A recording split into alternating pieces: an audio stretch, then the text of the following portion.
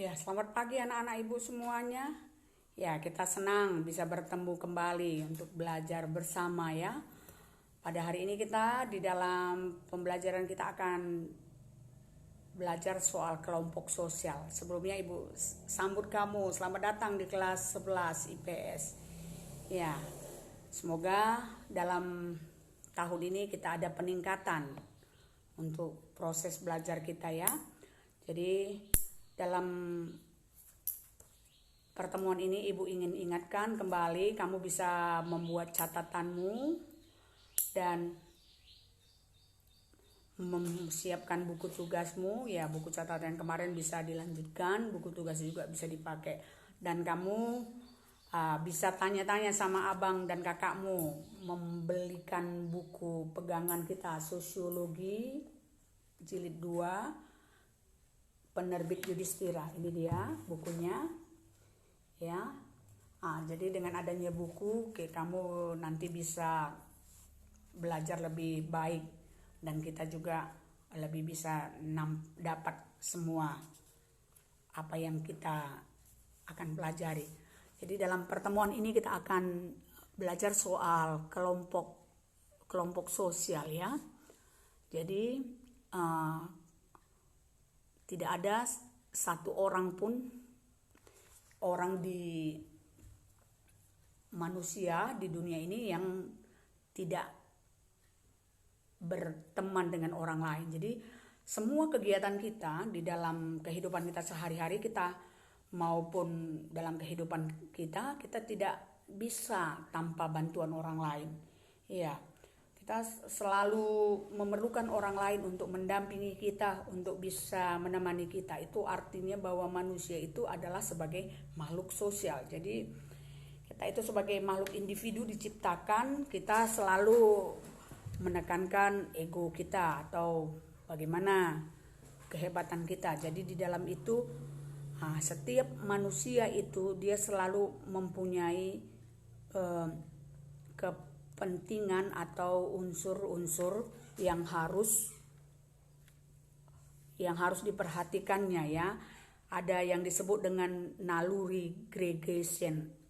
Jadi di situ manusia adanya kesamaan, yaitu kesamaan kepentingan, kesamaan darah, keturunan, bahasa, serta budaya. Jadi di dalam diri kita itu kita membutuhkan motivasi atau dorongan kita membutuhkan dorongan untuk hidup. Bagaimana kita untuk berlangsung hidup, kita punya dorongan untuk itu. Kita juga punya dorongan untuk punya keamanan. Jadi untuk bagaimana kita supaya bekerja keras untuk mendapatkan kenyamanan. Jadi itulah dia kenapa kita membutuhkan orang lain di dalam kehidupan kita. Maka di dalam kita membutuhkan orang lain dalam kehidupan kita, kita itu memerlukan yang disebut dengan kelompok. Bisa itu kelompok keluarga, ada kelompok bermain, kan begitu. Jadi apa ya sebenarnya arti dari kelompok itu? Coba kamu lihat di situ. Menurut Paul B. Horton katanya kelompok sosial itu adalah kumpulan manusia yang memiliki kesadaran akan anggotanya dan saling berinteraksi.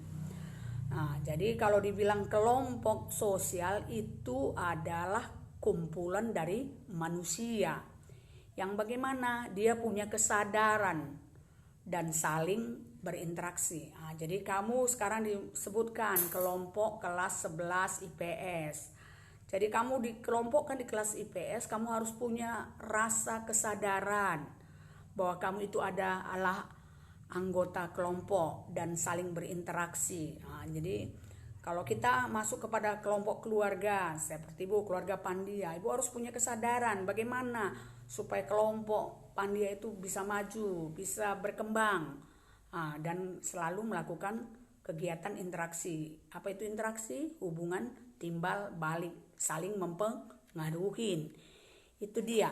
Yang kedua, menurut Surjono Sukanto, Kelompok sosial itu adalah himpunan manusia yang hidup bersama karena adanya hubungan antara mereka secara timbal balik dan saling mempengaruhi. Nah, jadi kalau dibilang kelompok sosial itu adalah himpunan manusia yang hidup bersama. Nah, jadi dia itu hidup sama-sama, saling mempengaruhi dan saling berhubungan. Nah, jadi seperti kita di keluarga kita, ya kan? Nah, kita mungkin jumpanya cuman berapa jam, tetapi di sana kita saling mempengaruhi dan selalu mempunyai hubungan timbal balik. Kita lihat menurut pendapat Hendro Puspito, kelompok sosial itu adalah suatu kumpulan nyata, teratur dan tetap dari individu ke individu untuk melaksanakan peran-perannya secara berkaitan guna mencapai tujuan bersama.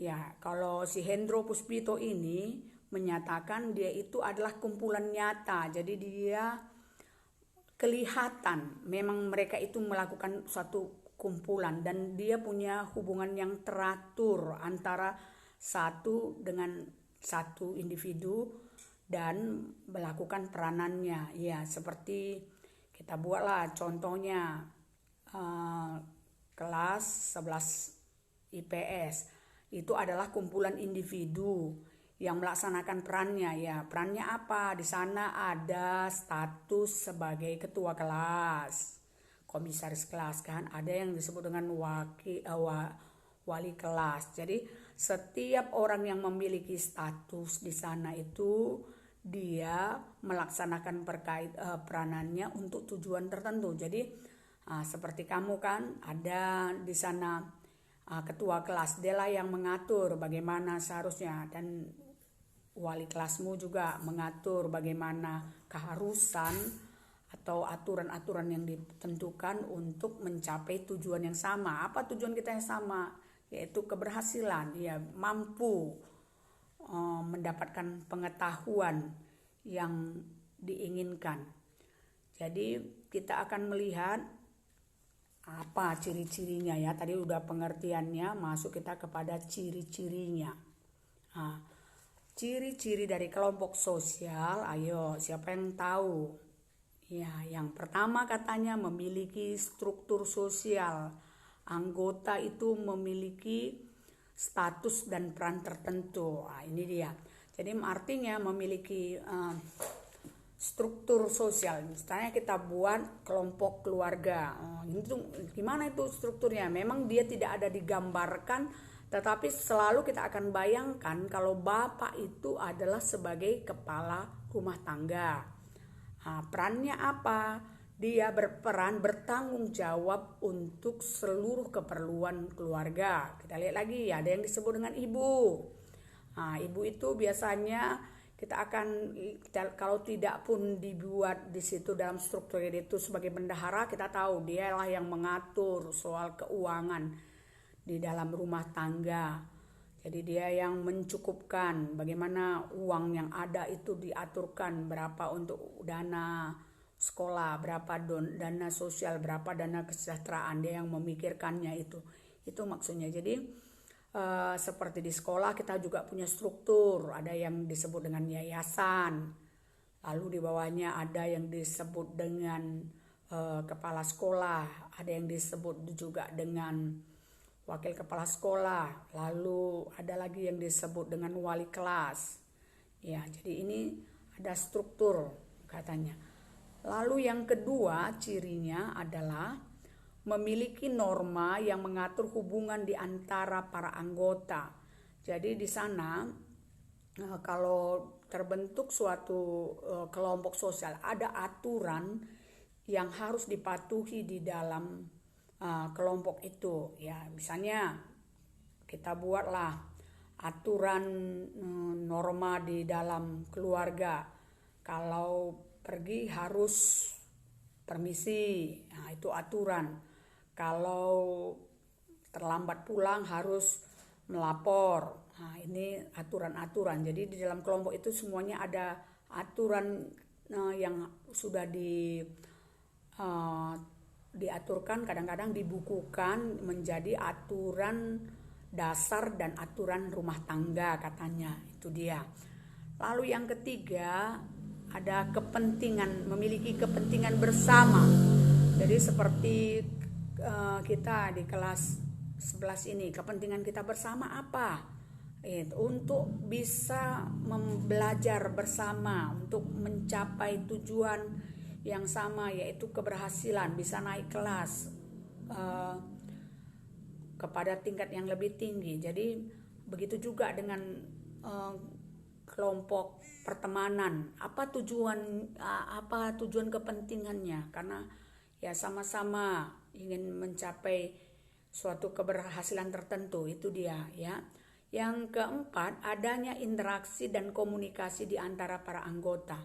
Jadi di dalam kelompok itu dia terbentuk kelompok sosial karena ada di sana interaksi dan komunikasi. Jadi ada hubungan timbal balik di antara kelompok yang mempengaruhi kelompok lainnya. Ini yang kita bisa lihat ya. Sekarang kita masuk kepada bagaimana syarat untuk terbentuknya suatu kelompok sosial. Ya, kita bisa lihat di situ. Yang pertama adalah setiap anggota kelompok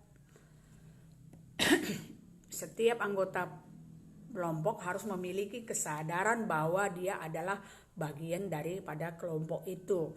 Jadi karena adanya kesadaran kita, makanya kita bisa membentuk suatu kelompok. Lalu kedua adalah adanya hubungan timbal balik antara anggota. Ya, kita sadar bahwa kita ini orang yang membutuhkan orang lain untuk kepentingan tertentu. Jadi kita membentuk kelompok. Di sana ada hubungan yang timbal balik antara individu dengan individu. Yang ketiga, adanya faktor pengikat. Yes. Adanya karena persamaan ideologi, kesamaan keturunan, kesamaan kepentingan, kesamaan nasib. Nah, jadi contohnya ya kelompok yang besar karena persamaan nasib yaitu ASEAN. ASEAN itu adalah suatu organisasi atau kelompok sosial yang besar yang bersifat dia itu regional, oleh karena orang-orang di negara ASEAN itu merasa adanya kesamaan nasib yang sama. Jadi dia membentuk kepentingan. Ya, jadi seperti partai itu adalah contoh daripada kelompok sosial atas kesamaan ideologi. Jadi dasar-dasar pandangan partai itu mereka itu merasakan adanya kesamaan, adanya ketertarikan dan ketergantungan kepada satu ideologi, dasar-dasar pandangan, maka mereka membentuk suatu kelompok yang disebut dengan kelompok partai. Ya, yang keempat adanya hubungan timbal balik antara anggota satu dengan yang lain di dalam kelompok itu. Jadi tadi kita bilang di dalam hubungan timbal balik itu setiap orang melakukan peran berdasarkan status yang ada. Ini dia yang kita pelajari. Iya. Jadi untuk apa ada kelompok sosial? Kita lihat di situ. Apa fungsi kelompok sosial itu? Yang pertama fungsinya adalah dapat mengurangi kesenjangan di dalam lingkungan baru. Jadi dengan adanya suatu kelompok, jadi di situ tidak ada perbedaan. Jadi kita masuk kepada kelompok yang baru, di sana kita mulai akan belajar penyesuaian. Iya, yang berikutnya adalah untuk berguna untuk pencapaian informasi yang baru. Dengan adanya kelompok sosial kita itu, kelompok itu berfungsi untuk membantu kita untuk mendapat informasi baru. Contohnya kelompok pembelajaran kelas 11 IPS ini salah satu tujuannya itu adalah supaya kita mendapatkan informasi tentang ilmu. Jadi dengan kita masuk kelompok belajar maka kita banyak ilmu yang kita peroleh. Yang ketiga di sana adalah untuk memudahkan pekerjaan, ya. Jadi kalau satu tangan tak cukup untuk bekerja, tak kuat untuk bekerja. Nah, begitu juga satu kuping tak cukup untuk mendengar. Jadi dengan banyaknya di sana individu, dengan adanya individu-individu yang lain, kita memudahkan kita untuk pekerjaan. Karena apa? Setiap orang individu itu dia memiliki kelebihan dan kekurangan yang dapat mendukung kita untuk memudahkan pekerjaan kita. Yang keempat adalah menciptakan suasana demokratis, ya. Dengan adanya kelompok, setiap individu di sana dia mengeluarkan pendapat, dia memberikan masukan, di sana terbentuklah yang dikatakan demokratis, ya. Adanya pendapat-pendapat yang bisa saling dihargai, ya. Jadi pada kesempatan ini kita belajar soal kelompok sosial, kita akhirin dengan tujuan kita semuanya menyadari bahwa kita merupakan kesatuan manusia hidup bersama yang saling berhubungan timbal balik dan saling mempengaruhi. Ya, selamat siang.